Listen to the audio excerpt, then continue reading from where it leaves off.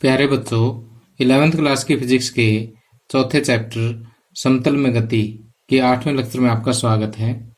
इससे पहले लेक्चर्स में हमने सदिशों के बारे में अच्छी तरह से पढ़ लिया था कि सदिश क्या होते हैं, सदिशों का योग और व्यवकलन किस तरह से किया जाता है, सदिशों का वियोजन किस तरह से होता है।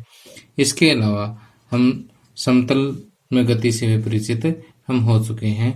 अब इसी नॉलेज का यूज करते हुए हम आज का टॉपिक करेंगे और आज का जो हमारा टॉपिक है वो है प्रक्षेप्य गति, प्रोजेक्टाइल मोशन। एक बहुत ही इम्पोर्टेंट और इंटरेस्टिंग टॉपिक जो है वो है प्रक्षेप्य गति और प्रोजेक्टाइल मोशन। लगभग हर स्टेट के एग्जाम में इस पर आधारित प्रश्न हमेशा ही हर हालत में आपको एग्जाम में देखने के लिए मिलेगा, इसलिए इसको आप ध्यान से समझें। और कॉम्पिटिटिव पॉइंट ऑफ व्यू से भी जब आप नीट या आईआईटी के एग्जाम में बैठेंगे तो इस टॉपिक पर आधारित आपको क्वेश्चन जरूर मिलते हैं। तो आइए शुरुआत करते हैं कि प्रक्षेप्य गति क्या होती है और प्रक्षेप्य क्या होता है, ये कितने प्रकार के होते हैं, ठीक। और इससे संबंधित जो है बहुत सारी जानकारी जो है इस लेक्चर में हम प्राप्त करेंगे। तो अगर आप स्टेप बाय स्टेप इसको समझेंगे तो आपको बहुत ही मज़ेदार टॉपिक लगेगा। तो आइए शुरुआत करते हैं। अब देखिए, मैं आपको एक आसान भाषा में और एक उदाहरण के साथ समझाता हूँ कि प्रक्षेप्य गति क्या होती है, प्रक्षेप्य क्या होता है। मान लीजिए ग्राउंड है, जमीन है, यहाँ से हम एक पत्थर उठा करके फेंकते हैं बिल्कुल सीधे की बजाय और किसी डायरेक्शन में, यानी ऊर्ध्वाधर दिशा के अलावा अन्य किसी दिशा में अगर हम उस पत्थर को उठा करके फेंकते हैं तो पत्थर जो देखिए इस तरह से एक वक्र पथ पे चलता हुआ तो इस तरह से वापस जमीन पर आ गिरेगा। तो इस तरह से यदि हम कोई वस्तु ऊर्ध्वाधर दिशा के अलावा अन्य किसी भी दिशा में फेंकते हैं तो ये एक वक्र पथ पर गति करती हुई पृथ्वी पर अन्य किसी स्थान पर गिर जाती है, ठीक। और इस तरह से जो फेंकी गई वस्तु जैसे पत्थर है, ये क्या कहलाता है, प्रक्षेप्य कहलाता है। क्या कहलाता है, प्रक्षेप्य यानी प्रोजेक्टाइल कहलाता है। ओके। और इसकी जो गति है वो प्रक्षेप्य गति कहलाती है, उसका जो मोशन है वो प्रोजेक्टाइल मोशन कहलाता है। और इस प्रोजेक्टाइल के द्वारा जो ये रास्ता तय किया गया है, ये जो इसका जो पथ है, इसको हम प्रक्षेप्य पथ कहते हैं। ये जो इसका पथ है ये क्या कहलाता है, प्रक्षेप्य पथ। अगर इसको इंग्लिश में बोले तो ट्रैजेक्टरी कहते हैं इसको, TRAJECTORY, ट्रैजेक्टरी, ठीक। तो अभी मैंने बताया कि यदि किसी वस्तु को ऊर्ध्वाधर दिशा के अलावा अन्य किसी दिशा में फेंका जाता है तो ये एक वक्र पथ पर गति करती हुई अन्य किसी स्थान पर गिरती है, और इस तरह की जो वस्तु है वो क्या कहलाती है, प्रक्षेप्य कहलाती है, प्रोजेक्टाइल कहलाती है। और इसकी जो गति है, प्रक्षेप्य की जो गति है वो क्या कहलाती है, प्रक्षेप्य गति यानी प्रोजेक्टाइल मोशन कहलाता है। और प्रक्षेप्य द्वारा तय किया गया जो पथ है उसको हम क्या कहते हैं, प्रक्षेप्य पथ कहते हैं, ठीक। अब प्रक्षेप्य के अगर हम और उदाहरण देखें तो कि ये एक तो ये हो गया कि अगर कोई बच्चा कोई गेंद या पत्थर जो है अक्षैतिज दिशा के साथ अगर कोई कोण बनाता हुआ फेंक देता है तो वो क्या है, प्रक्षेप्य है। इसके अलावा अगर हम किसी तोप से कोई गोला फेंक देते हैं, ठीक, मान लीजिए कोई तोप है, तोप से कोई गोला छोड़ देते हैं तो वो गोला भी क्या होगा, एक प्रक्षेप्य होगा। या मान लीजिए कि कोई वायुयान उड़ रहा है और इस उड़ते हुए वायुयान से अगर आप कोई बम गिरा देते हो तो बम कुछ इस तरह से जमीन पर आकर के गिरेगा, ठीक। तो ये चलते हुए वायुयान से अगर हमने कोई बम नीचे गिरा दिया है तो वो बम भी क्या होगा, एक किस्म का प्रक्षेप्य होगा, ठीक। तो यहाँ पर जितने मैंने उदाहरण लिए हैं, चाहे बच्चे द्वारा फेंकी गई गेंद या पत्थर हो या तोप द्वारा फेंका गया कोई गोला हो या किसी जहाज द्वारा गिराया गया बम हो, इन सभी उदाहरणों में क्या है कि चली गई दूरी जो है वो काफी कम है और इनका वेग काफी अधिक होता है। ठीक, क्या होता है, चली गई दूरी तो होती है कम और वेग होता है अधिक। तो इस स्थिति में क्या होता है कि एक तो हम जो गुरुत्व बल का प्रभाव है वो नगण्य मानते हैं, इसके ऊपर गुरुत्व बल का प्रभाव क्या मानते हैं, नगण्य मानते हैं। नगण्य का मतलब जिसकी गिनती ना हो, यानी बहुत ही कम, यानी उसको छोड़ सकते हैं, इतना कम होता है। और दूसरा जो हवा का जो फ्रिक्शन है, हवा का जो घर्षण है, वो भी हम नगण्य मानते हैं। ठीक, वायु का घर्षण, ये दो चीज आप नगण्य मान के चलोगे इस पूरी स्टडी के दौरान। ठीक, तो हम जो आज प्रक्षेप्य गति का जो अध्ययन करेंगे वो इन्हीं आदर्श परिस्थितियों में ही करेंगे। ओके, अब देखिए कि जो मैंने आपको पढ़ाया है वो नोट्स में लिख दिया है, और आप ये नोट्स जो है चाहे आप पॉज करके स्क्रीन से नोट कर सकते हैं, या फिर नीचे इसी वीडियो के डिस्क्रिप्शन में मैंने लिंक दिया है, वहां पर आप मेरे ब्लॉग पर जाकर के आप इन नोट्स को पढ़ सकते हैं, या फिर एक मेरी ऐप का लिंक है, उस ऐप के लिंक पर जाकर के आप इन नोट्स को PDF भी डाउनलोड कर सकते हैं। ओके, अब देखिए आगे हम देखते हैं कि प्रक्षेप्य जो कितने प्रकार के होते हैं। यहाँ पर हम दो प्रकार के प्रक्षेपों की स्टडी करेंगे जो हमारे सिलेबस में है, कि एक है किसी ऊंचाई से अक्षैतिज दिशा में फेंके गए प्रक्षेप्य, यानी जैसे ये हमारी ग्राउंड है, हमारी जमीन है, यहाँ से ये कोई मीनार है या कोई भवन है या कोई भी ऊंचाई हम ले लेते हैं, इस ऊंचाई से अगर हम कोई प्रक्षेप्य, यानी अगर हम इसको हॉरिजॉन्टल यानी क्षैतिज दिशा में अगर कोई गति दे करके छोड़ देते हैं, तो इस तरह का जो प्रक्षेप्य है वो क्या कहलाता है, किसी ऊंचाई से क्षैतिज दिशा में फेंका गया प्रक्षेप्य कहलाता है। एक तो हम इसकी स्टडी करेंगे। दूसरा है पृथ्वी तल से क्षैतिज दिशा के साथ किसी कोण पर फेंका गया प्रक्षेप्य, यानी पृथ्वी तल है, ये क्षैतिज दिशा है, ये ऊर्ध्वाधर दिशा है, तो अक्षैतिज के साथ यहाँ पर कुछ कोण बनाता हुआ प्रक्षेप्य जो है हम दूसरा स्टडी करेंगे। ठीक, तो इन दोनों तरह के प्रक्षेपों की स्टडी अभी हमने करनी है, तो आगे देखते हैं। अब आइए सबसे पहले देखते हैं पहली प्रकार का जो प्रक्षेप्य है, किसी ऊंचाई से क्षैतिज दिशा में फेंके गए प्रक्षेप्य।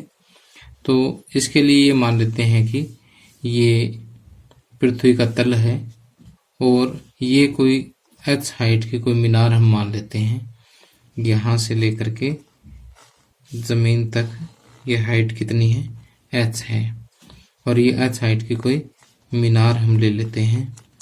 इस मीनार के ऊपर से हम अक्षैतिज दिशा में, यानी इस दिशा में u वेग के साथ हम कोई वस्तु फेंकते हैं। तो देखिए गुरुत्वीय त्वरण क्योंकि नीचे की तरफ है, तो गुरुत्वीय त्वरण इस वस्तु को नीचे की तरफ लेके जाएगा, जबकि u पर गुरुत्वीय त्वरण का कोई प्रभाव नहीं पड़ेगा, क्योंकि u की दिशा तो ये है, गुरुत्वीय त्वरण इससे परपेंडिकुलर है। जब मान लीजिए कि ये कोई सदिश है, इसका लंबवत दिशा में घटक जो है 0 होता है, तो इसका मतलब u पर g का कोई फर्क नहीं पड़ेगा।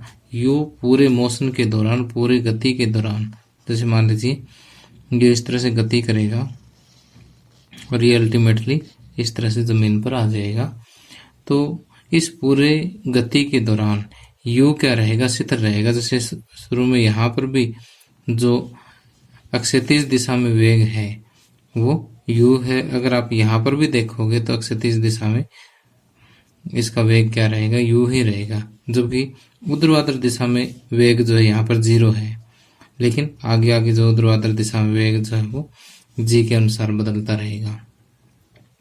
तो यहाँ पर g जो है वर्टिकली डाउनवर्ड है, ऊर्ध्वाधर नीचे की ओर कार्य करता है, और u जो है वो अक्षैतिज दिशा में कार्य करता है, इसलिए ये दोनों एक दूसरे पर प्रभाव नहीं डालते, लेकिन इन दोनों के कंबाइंड इफेक्ट में, इन दोनों के जो सांझे इफेक्ट में क्या है, सांझे प्रभाव में क्या है कि वस्तु जो इस तरह से वक्रीय पथ जो है वो उस पर चलेगी। उस पथ को मैं नाम दे देता हूँ ए सी बी, यानी ए बी और बीच में कोई पॉइंट सी है। तो ऐसे प्रोजेक्टाइल के लिए, ऐसे प्रक्षेप्य के लिए जो है ये ए सी बी क्या होगा, प्रक्षेप्य पथ होगा। ठीक, अब देखिए कि इस प्रक्षेप्य के लिए हम किन किन चीजों का अध्ययन अभी करेंगे। एक तो हम ये सिद्ध करेंगे कि ये जो इसका पथ है वो परवलय आकार का है, ठीक, एक पैराबोला टाइप का है। और दूसरे हम ये स्टडी करेंगे कि इस प्रक्षेप्य को यहाँ से चल करके यहाँ तक आने में कितना समय लगा है। यहाँ से चल के यहाँ तक आने में जो समय लगा उसको हम इसका कहते हैं उड्डयन काल या टाइम ऑफ फ्लाइट। तो वो टाइम ऑफ फ्लाइट, वो उड्डयन काल जो हमें इसका पता करना है कि यहाँ से यहाँ तक आने में यह प्रक्षेप्य जो है कितना समय लेता है। तीसरा हमें ज्ञात करना है इसका अक्षैतिज प्रास, यानी यहाँ से यहाँ तक अक्षैतिज दिशा में इसने कितनी गति की है। ठीक, और एक इसका कोई भी पॉइंट ले लेते हैं, पथ का कोई भी बिंदु ले लेते हैं, उस पथ पर इसकी गति कितनी है। तो ये कुल मिलाकर के चार चीजें हमें फाइंड आउट करनी है। तो एक एक करके मैं यहाँ पर लिखता भी रहूंगा, साथ के साथ कैलकुलेट भी। अब जैसे मैंने आपको बताया था कि इसका प्रक्षेप्य का जो प्रक्षेप्य पथ होता है वो किस प्रकार का होता है, प्रवलय आकार का होता है, लेकिन इसको हमें मैथमेटिकली प्रूव करना होगा। तो मैथमेटिकली प्रूव करने के लिए हमें इस पथ की एक समीकरण ज्ञात करनी होगी, एक इक्वेशन ज्ञात करनी होगी। अगर वो इक्वेशन जो है प्रवलय का हुआ तो हम ये कहेंगे कि ये प्रवलय आकार का है। तो पहले इसके लिए एक मैथमेटिकल समीकरण हम ज्ञात करते हैं। तो उस समीकरण ज्ञात करने के लिए मान लेते हैं कि प्रक्षेप्य जो है टी समय के पश्चात, कोई समय टी है, टी समय के पश्चात ये बिंदु सी पर पहुंच जाता है। और सी पर जो है हम दोनों तरह की जो गति है उनके लिए हम कुछ कैलकुलेशंस करेंगे। जैसे माना प्रक्षेप्य जो है टी समय पर बिंदु सी पर पहुंचता है और बिंदु सी पर जो है अक्षैतिज दिशा के लिए, अक्षैतिज दिशा के लिए यहाँ पर आप क्या करें कि s is equal to u t plus half a t square लगाइए, यानी जो इक्वेशन ऑफ मोशन है वो लगाइए यहाँ पर। तो अब सी बिंदु पर देखिए कि ये जो दूरी है ये x है और यहाँ से ये ऊर्ध्वाधर दिशा में चली गई दूरी जो हम क्या मान लेते हैं, y मान लेते हैं। तो अक्षैतिज दिशा की हम बात कर रहे हैं, तो अक्षैतिज दिशा में चली गई दूरी कितनी है, x है। आरंभिक गति u है, t समय हमने ले लिया है, प्लस हाफ। अब अक्षैतिज दिशा में एक्सीलरेशन तो है ही नहीं, क्योंकि अक्षैतिज दिशा में जैसे मैंने बताया कि u हमेशा ही कांस्टेंट रहेगा। तो ये 0 हो गया इंटू टी का स्क्वायर। तो 0 गुना समथिंग, ये सारा का सारा फैक्टर क्या हो जाएगा, 0 हो जाएगा। तो x इज इक्वल टू क्या हो जाएगा, यू टी। और यहाँ से हम t की वैल्यू फाइंड आउट करेंगे कि t is equal to x by u, और इसको हम मान लेते हैं समीकरण 1। ठीक, तो एक बार फिर से मैंने क्या किया, देखिए कि इस पॉइंट पर जो प्रोजेक्टाइल पहुंचा है, प्रक्षेप्य पहुंचा है, उसके लिए मैंने s is equal to u t plus half a t लगा दी अक्षैतिज दिशा के लिए। तो उसमें अक्षैतिज दिशा वाली तो गति लेंगे, अक्षैतिज दिशा का ही एक्सीलरेशन लेंगे, त्वरण लेंगे। ठीक, और फिर ये सारी चीज इसमें लगा देंगे। अक्षैतिज दिशा में त्वरण तो हमारे पास यहाँ है ही नहीं, इसलिए हम 0 लेंगे। अब ऊर्ध्वाधर दिशा के लिए लेंगे, ऊर्ध्वाधर दिशा के लिए, ऊर्ध्वाधर दिशा के लिए भी सेम टू सेम यही इक्वेशन लगाएंगे, s is equal to u t plus half a t square. अब s क्या है, चली गई दूरी है, विस्थापन है, y हो गया u। अब देखो कि यहाँ से अगर आरंभिक गति देखें ना, तो आरंभिक गति तो सिर्फ अक्षैतिज दिशा में, ऊर्ध्वाधर दिशा में तो कोई गति है ही नहीं। तो आरंभिक वेग क्या हो जाएगा, 0 गुणा में t प्लस हाफ। अब a कितना है, अब ए है एक्सीलरेशन ड्यू टू ग्रेविटी के बराबर, यानी गुरुत्वीय त्वरण के बराबर है जी इंटू टी का स्क्वायर। ठीक, तो यहाँ से y इज इक्वल टू आ गया हाफ जी टी स्क्वायर। इसको समीकरण मानो आप 2। अब ये 2 समीकरण आ गए हैं। अब आप क्या करें कि समीकरण 1 से t की वैल्यू उठा करके समीकरण 2 में रख दो। समीकरण 1/2 से 1/2 से क्या आएगा, देखो कि y is equal to 1/2 g t की जगह रखेंगे हम x/u का स्क्वायर। तो देखो यहाँ पर हाफ कांस्टेंट है, जी कांस्टेंट है, u भी कांस्टेंट है, यानी ये सारी चीजें स्थिर है। तो इसको मैं कह दूंगा half g by u square, ये सारा स्थिर हो गया, गुणा में एक्स स्क्वायर। ठीक, तो y इज इक्वल टू ये सारा का सारा कांस्टेंट है, इस कांस्टेंट को हम कोई एक के का नाम दे देते हैं के एक्स स्क्वायर। तो y इज इक्वल टू के एक्स स्क्वायर जो है ना, ये परवलय की इक्वेशन होती है। ये आप 11वीं क्लास के मैथमेटिक्स में भी पढ़ोगे। अगर कोई बायोलॉजी वाला स्टूडेंट है, मेडिकल के स्टूडेंट है, तो उनको घबराने की जरूरत नहीं है सर कि हमने तो मैथ पढ़ा ही नहीं, तो नॉन मेडिकल वालों ने कौन सा पढ़ रखा है।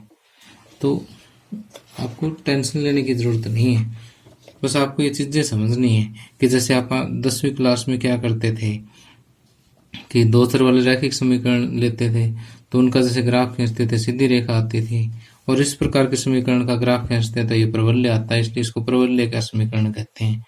तो क्योंकि ये समीकरण का इसका आता परवलय का आ गया, तो हम ये कहेंगे कि जो प्रक्षेपय का जो पथ है वो किस प्रकार का होगा, परवलय के आकार का होगा। अब आगे हम बात करते हैं प्रक्षेपय का उड्डयन काल। उड्डयन काल क्या होता है कि उड्डयन काल वह समय होता है जिसमें वस्तु जो है t इज इक्वल टू 0, यानी 0 समय से शुरू होकर इस परवलयाकार पथ बनाती हुई जमीन पर आकर के टकराती है, भूमि से टकराती है। जितने समय में, एक बार फिर से, कि 0 समय से शुरू होकर वस्तु परवलयाकार पथ बनाती हुई जितने समय में भूमि पर आकर टकराती है, वो समय जो है वो क्या कहलाता है, इसका उड्डयन काल कहलाता है, टाइम ऑफ फ्लाइट कहलाता है। तो टाइम ऑफ फ्लाइट को हम कैपिटल टी से डिनोट करते हैं मोस्टली। ठीक, तो अब देखिए कि हम इस केस में सिर्फ वर्टिकल मोशन को ही कंसीडर करेंगे, सिर्फ ऊर्ध्वाधर गति को ही कंसीडर करेंगे। तो ऊर्ध्वाधर दिशा के लिए जो है हम क्या करते हैं, ऊर्ध्वाधर दिशा के लिए, अब ऊर्ध्वाधर दिशा ही क्यों ली, क्योंकि मुझे पता है कि यहाँ से ऊर्ध्वाधर दिशा में जो गति, जो दूरी तय की है वो कितनी की है, h की है, और वो सारी किस की वजह से है, वो अभी हम इक्वेशन की हेल्प से देखते हैं। ऊर्ध्वाधर दिशा में हम लगाएंगे s is equal to BOT plus half AT square. तो ऊर्ध्वाधर दिशा में जो s है यानी चली गई दूरी है वो कितनी है, h। u यहाँ पर ऊर्ध्वाधर दिशा में है ही नहीं, तो 0 है, प्लस हाफ a किसके बराबर है, g के बराबर, इंटू t यहाँ से यहाँ तक आने में दिया गया समय है। ठीक, उड्डयन काल है। तो h बराबर हाफ जी टी का स्क्वायर आएगा यहाँ पर। ठीक, तो यहाँ से बस t की वैल्यू निकाल लीजिए, t आ जाएगा, पहले तो टी स्क्वायर निकाल लेते हैं, T square is equal to H by G, और टी इज इक्वल टू आ जाए 2h बाई जी का रूट। बस ये आ गया उड्डयन काल, कोई मुश्किल ही नहीं है। ठीक, तो उड्डयन काल ज्ञात करते समय आपको सिर्फ ऊर्ध्वाधर दिशा में गति को कंसीडर करने की जरूरत है। ठीक, क्योंकि ऊर्ध्वाधर दिशा के लिए हमारे पास s भी पड़ा है, u भी पड़ा है, एक्सीलरेशन भी है, यानी त्वरण भी हमारे पास है, सारी चीजें हमारे पास है, इसलिए सिर्फ ऊर्ध्वाधर दिशा कंसीडर करेंगे तो हमारे पास उड्डयन काल का एक्सप्रेशन आ जाएगा, इसका फार्मूला आ जाएगा। अब इसके बाद आता है हमारा अक्षैतिज प्रास। अब अक्षैतिज प्रास क्या होता है कि प्रक्षेपय द्वारा अक्षैतिज दिशा में चली गई दूरी जो है अक्षैतिज प्रास कहलाती है। समझ गए होंगे जो मैंने बढ़ाया है कि यहाँ से यहाँ तक यानी शुरू से लेकर लास्ट तक अक्षैतिज दिशा में चली गई दूरी जो है वो क्या है, अक्षैतिज प्रास है, हॉरिजॉन्टल रेंज है। ठीक, अब अक्षैतिज प्रास जो है, अक्षैतिज दिशा में चली गई दूरी जो है, दूरी आपको पता है क्या होता है, यानी विस्थापन आपको पता है क्या होता है, विस्थापन होता है वेग गुणा में समय। तो यहाँ पर अक्षैतिज प्रास जो है यानी आर जो है वो किसके बराबर होगा, अक्षैतिज वेग, अक्षैतिज दिशा में वेग, अक्षैतिज वेग गुणा में समय कितना, यहाँ से यहाँ तक आने में समय यानी उड्डयन काल, उसका उड्डयन काल, टाइम ऑफ फ्लाइट। अक्षैतिज वेग आपको पता है u है और उड्डयन काल की एक्सप्रेशन आपको यहाँ से पता लगी जाएगी 2h/g। तो ये जो एक्सप्रेशन है, ये जो फार्मूला है किसका आ गया, अक्षैतिज प्रास का आ गया। ठीक, तो आपको ये फार्मूले याद रखने, आगे हम न्यूमेरिकल में यूज करेंगे इनको। अब हम बात करते हैं प्रक्षेपक का पथ के किसी भी बिंदु पर वेग। अब हम ये मान के चलते हैं कि t समय में प्रक्षेपक जो है, मान लेते हैं कि इस बिंदु C पर आ जाता है, A से चल करके C पे आ जाता है। तो C पर जो है, जो अक्षैतिज दिशा में तय दूरी है वो x है और ऊर्ध्वाधर दिशा में तय दूरी है वो हम क्या मान लेते हैं, y मान लेते हैं।